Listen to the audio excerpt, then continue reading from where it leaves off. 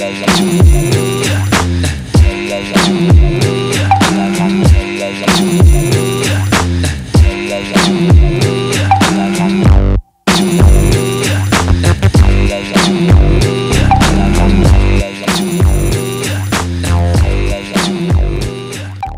what is up, guys? My name is Kizzer. I am a writer, director, producer, editor. You might have seen my films on this channel. I made 4, but I don't count one. 3 are Red-Eyed, Bring this entire house. We All Fall Down, and The Serpent Society. Cool. Who was the girl in the music? If you haven't seen those films, that's alright. I'll put a link in the description of a playlist.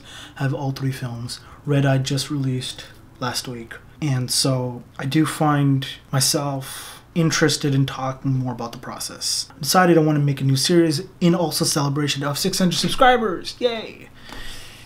And so I really wanted to talk about some things that I've learned as I've kind of progressed. This is the first episode of this new series, and this episode's called How to Make a Film. This episode is going to be split into 3 parts. The first part, which is this one, is gonna go from the idea till the pre-production. So essentially the end of pre-production, what I'm gonna be talking about.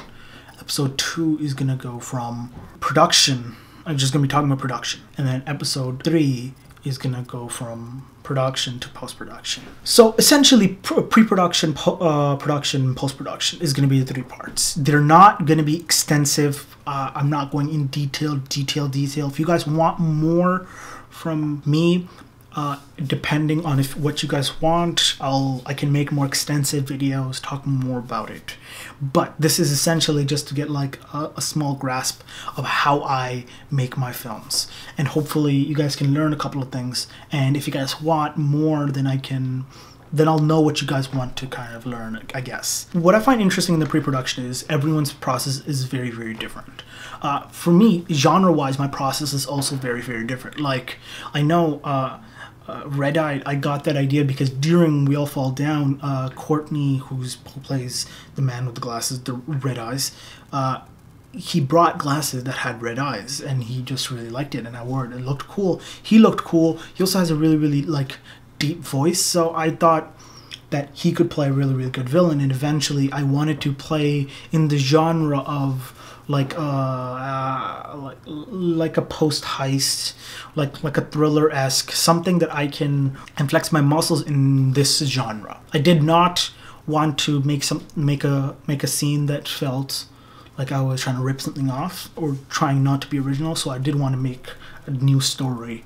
It was inspired by Hell or High Water, Reservoir Dogs, and really the tone, nothing of like the actual story, just the tone. Everyone's process is different. I know for We All Fall Down, I got my concept from going through Pinterest of just sci-fi art, because I really wanted to think of something, and sometimes I used that.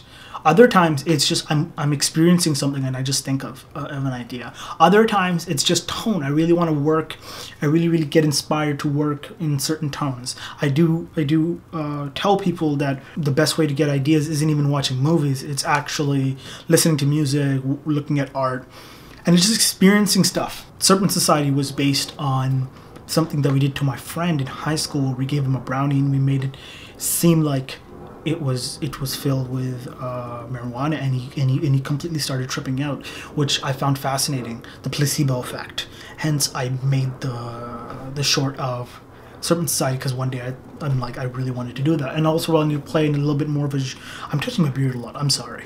I'm also really wanted to play in the genre of, my hands, I should stop that, comedy, and really try to explore and flex my muscles in terms of that as well. Now, once you have your idea, it comes from different ways, and so once you have that, now it's a process of script.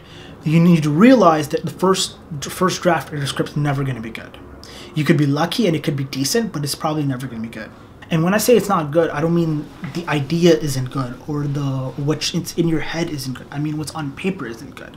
Because a lot of times you see something in your head and you just can't communicate it as well. Maybe you want someone to walk from one place to another place, but you want them to walk in a funny way, and you don't know how to explain that in a script. That process maybe you said it, you just walks in a funny way, and you can see it in your head, but someone else can't see it in their head, and they're like, I don't like that, and you're like, but dude, it's gonna be brilliant, right? And it's that communication that's really important, and that's really important to keep writing and writing and writing and rewriting and rewriting your script over and over and over again, which is why a lot of people find features writing so hard, because it's so much. Once you've gotten your script, so once you've rewritten, you showed people, they've given you notes, rewritten your script to the point where you're like, okay, I think I like it, and everyone else is giving me decent feedback, you're like, okay, I'm good. Now what you want to do is you want to hire actors. Now here's where it gets a little interconnected. It's very possible that you could have written your script with actors in mind, and which is great too.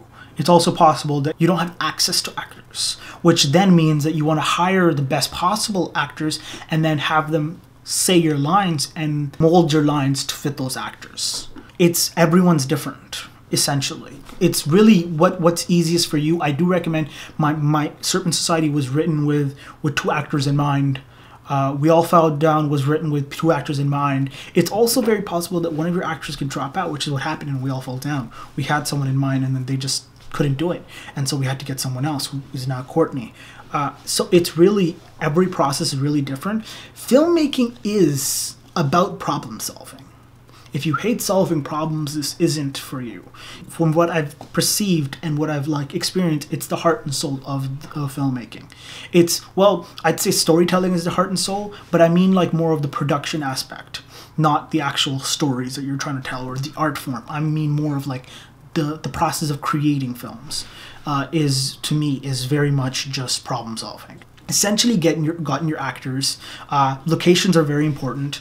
You see, this is what's interesting, is because when you're indie, especially when it's your first film, I don't recommend you write your script first. I do recommend you look at what you got. You got your own house, you got an apartment, you got a park that you can shoot in that seems empty, and you got an alley. Then you make a story that's simplistic enough where you can use it. You don't have to use it, but those are your resources. Then you have your actors, you have your locations, and you just go from there. It's interesting. It is very complex. That's what people say. It's not the same every time, because it might not be. It's very possible that you could go to your park thing and it could be like, you can't shoot here. It could happen. And if it does happen, then you need to be like, okay, no, I'm not shooting here. Then go home and find another way you can do it, or rewrite your script. It's all about solving problems. And I just hope you guys enjoyed this first part. If you guys did, just drop a like, comment on if you guys make films, what's your process? What's the one thing you learned? What's the one thing that you took from this that you're like, okay, that's interesting? And leave a comment on what you guys want me to make a video about in terms of how to. Something that you guys think that I've been doing well, whether it's very, very specific things like editing, or grading, or how I choose my music, or whatever it is. Just, if you guys have questions, leave it. Not everything's going to be in 3 parts. This is just such a broad topic that I kind of needed to make it in 3 parts. Okay, so talk to you guys later. Peace.